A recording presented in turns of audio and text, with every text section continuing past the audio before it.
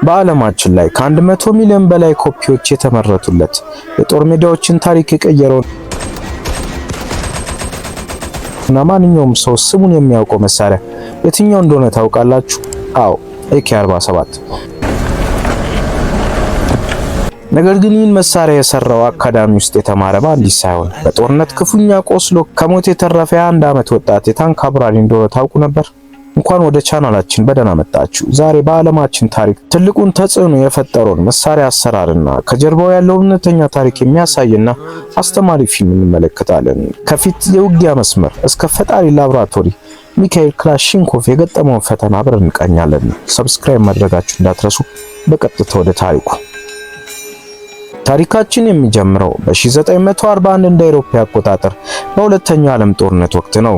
የሶቪየት ህብረት ወታደሮች በናዚ ጀርመን ኃይሎች ጥቃት እየደረሰባቸው ነው። በዚህ ድብልቅልቅ ያለ ጦርነት ውስጥ ሚካኤል ክላሽንኮቭ የተባለ ወጣት የታንክ አዛዥ ሆኖ ሲዋጋ እንመለከተዋለን። በውጊያው መካከል የታንካቸው ሞተር ተመትቶ ሚካኤል ክፉኛ ይቆስላል። ባልደረቦቹ እሱን ለማዳን ሲታገሉ የሶቪየት ወታደሮች የሚጠቀሙባቸው የነፍስ ወከፍ መሳሪያዎች በተደጋጋሚ ሲጠፉና ሲቆሙ ወይም ጃም ሲያደርጉ ሚካኤል በገዛ ዓይኑ ይመለከታል። ጀርመኖች በተራቀቀና ፈጣን መሳሪያ ወታደሮቻቸውን ሲጨርሱባቸው ማየቱ በወጣቱ ሚካኤል አእምሮ ውስጥ ትልቅ ቁስልና ጥያቄ ይፈጥራል። በግዳጅ ላይ ሳለ ከተጎዳ በኋላ ወደ ሕክምና ቦታ ሲወሰድ ወታደሮቻችን ለምን በተሻለ መሳሪያ አይዋጉም የሚለው ጥያቄ ሰላም ይነሳዋል።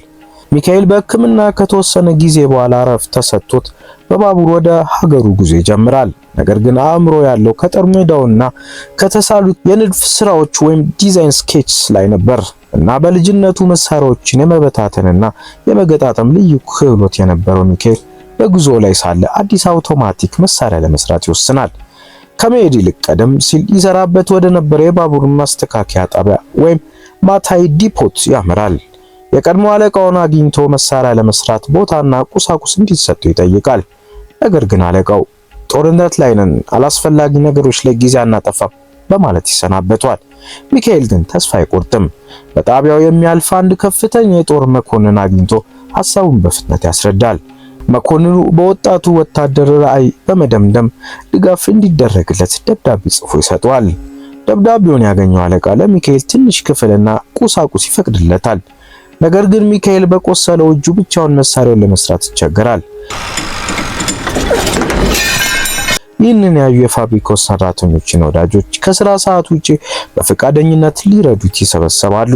ቀናትና ሌሊቶች በድካም ያልፋሉ። በመጨረሻ ሚካኤል የመጀመሪያውን የሰብማሽን ገን ፕሮቶታይፕ ሰርቶ ያጠናቅቃል። መሳሪያውን በሜዳ ላይ ሲሞክሩት በተሳካ ሁኔታ ይተኩሳል። ነገር ግን ደስታቸው ብዙ አልዘለቀም። ሚካኤል ያልተፈቀደ መሳሪያ በመያዙ በወታደራዊ ፖሊሶች ይታሰራል። እድል ሆኖ ግን የታሰረበት ካምፕ አዛዥ መሳሪያውን አይቶ ጥራቱ ስለደነቀው ሚካኤልን ከስራ አስፈትቶ ወደ ዋናው የጦር መሳሪያዎች ውድድርና ግምገማ እንዲላክ ያመቻችለታል። ሚካኤል ወደ ዋና የሶቪየት መሳሪያዎች ምርመራ ማዕከል ይደርሳል። እዛም በአገሪቱ ታዋቂና የተማሩ የመሳሪያ ዲዛይነሮች ጋር ይገናኛል። ያልተማረ የገበሬ ልጅ በመሆኑ ብዙዎች በንቀት ይመለከቱት ነበር። በዛ ማዕከል ውስጥ ሚካኤል ለዲዛይን ስራው ረዳት እንድትሆን የተመደበችው ካትሪና የተባለች ቴክኒሻን ያገኛል። ካትሪና መጀመሪያ አካባቢ ከሱ ጋር ርቀት ብታስቀምጥም ለስራው ያለውን ፍቅር፣ ትህትናውንና ጽናቱን በማየት ቀስ በቀስ ትቀርበዋለች። በመካከላቸው ጠንካራ የፍቅርና የሙያ ትስስር ይፈጠራል። ካትሪና የወረቀት ላይ ዲዛይኖችን ወደ ትክክለኛ ምህንድስና ስዕል በመቀየር ትልቅ ድጋፍ ታደርግለታለች። በመጀመሪያው ብሔራዊ ውድድር ላይ የሚካኤል መሳሪያ ጥሩ ውጤት ቢያሳይም በወቅቱ ልምድ ባላቸው እንደ ሱዳይቭ ባሉ ዲዛይነሮች የተሰሩ መሳሪያዎች ያሸንፋሉ። ሚካኤል በውጤቱ በጣም ያዝናል። ተስፋ ቆርጦም ወደፊት መስመር ጦርነት ለመመለስ ይጠይቃል። ነገር ግን በጤናው ምክንያት ወደ ጦርነት መመለስ እንደማይችል ይነገረዋል። የጦር ክፍሉ አዛዦችና ካትሪና ተስፋ እንዳይቆርጥና ዲዛይኑን አሻሽሎ እንዲቀጥል ያበረታቱታል። ሚካኤል ከተሞክሮ መማር የመሳሪያው ውስብስብነት መቀነስ እንዳለበት ይረዳል። መሳሪያው እንደ እንጨት ቀላልና በማንኛውም ሁኔታ በጭቃ፣ በወንዝ፣ በአሸዋ ውስጥ የማይበላሽ መሆን አለበት የሚለውን መመሪያ ይዛል። የሁለተኛ ዓለም ጦርነት ያበቃል። ነገር ግን የአዲሱ ዘመን የጦር መሳሪያ ውድድር ይጀምራል። ሚካኤል አዲሱን አውቶማቲክ ራፋኤል ለመስራት ወደ ኮቭሮቭ ፋብሪካ ይዘዋወራል። በዚያ ወቅት መሳሪያውን ለመሞከር የነበረው ትዕግስት ማጣትና የቦታ እጥረት በመኖሩ ሚካኤል በህገወጥ መንገድ ከቤት ውጭ በመተኮስ እንደገና ይታሰራል። ነገር ግን የሀገሪቱ ትላልቅ ዲዛይነሮች የሚካኤል መሳሪያ ከነሱ ስራ እንደሚበልጥ በመገንዘብ ክብራቸውን ትተው እሱን ይደግፉታል። በመጨረሻው ወታደራዊ ፍተሻ ላይ መሳሪያዎቹ በከባድ አሸዋ፣ በውሃና በበረዶ ውስጥ ተነክረው እንዲተኩሱ ይደረጋል። የሌሎች ዲዛይነሮች መሳሪያዎች ሲበላሹና ሳይተኩሱ ሲቀሩ የሚካኤል አዲስ ፈጠራ ግን ያለምንም ችግር መተኮስን ይቀጥላል።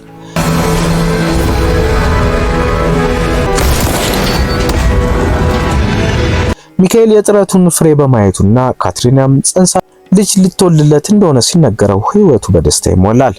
እንግዲህ ተመልካቾች ሚካኤል ክላሽንኮቭ በ28 ዓመቱ የዓለማችን ታሪክ የቀየረውንና አሁንም ድረስ በስፋት ጥቅም ላይ የሚለውን AK-47 መሳሪያ በዚህ መልኩ ነበር የሰራው። ይህ ፊልም የመሳሪያ ታሪክ ብቻ ሳይሆን የአንድ ወጣት የማይበገር ተስፋና ጽናት ውጤት ነው። ቪዲዮን ከወደዳችሁት ላይክ ማድረጋችሁን እንዳትረሱ። ስለ ሚካኤል ክላሽንኮቭ ታሪክ ያላችሁን አስተያየት ደግሞ ከታች ኮሜንት ላይ ጻፉን። በሚቀጥለው ቪዲዮ እስክንገናኝ ደህና ሁኑ።